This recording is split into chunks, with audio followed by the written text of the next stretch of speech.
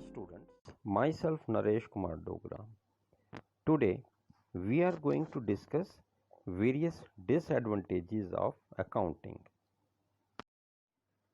If you go through the chart, you will find that accounting has a number of disadvantages, like accounting is not fully exact, it is influenced by personal judgment, accounting ignores qualitative elements, it is unsuitable for forecasting, it ignores the price level changes, it does not provide detailed analysis, and accounting may lead to window dressing. These are some of the disadvantages of accounting. Now we are going to discuss these disadvantages in detail. First limitation is accounting is not fully exact. Accounting is not fully exact in spite of the fact that most transactions are recorded on the basis of evidence, such as sale or purchase vouchers or cash receipts. Yet some estimates are also made for ascertaining profit or loss of the business enterprise. For example, estimating the useful life of an asset, providing for doubtful debts, net realizable value of closing stock, etc. That leads to inexactness of the accounting. Second limitation of accounting is it is influenced by personal judgment.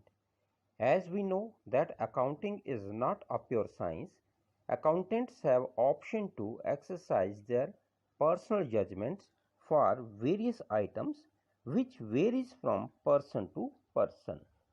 For example, it is extremely difficult to predict with any degree of accuracy the actual useful life of an asset, which is needed for the calculation of depreciation.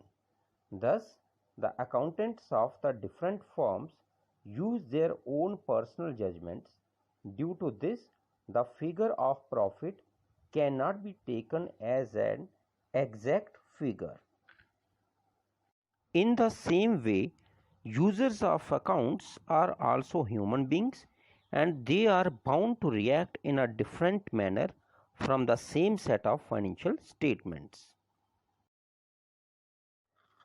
Another limitation is accounting ignores qualitative elements. Since accounting is confined to monetary matters only, qualitative elements like quality of staff, industrial relations, public relations, cordial management, popularity of the goods produced, quality and caliber of the management, satisfaction of customers, etc. These all have vital impact on the profitability of the business. These are all ignored and omitted from being recorded in the books of accounts. All these factors are of qualitative nature. Unless such qualitative factors are kept in mind, it would be very difficult to assess the future of the business and to depict the true picture of the business entity.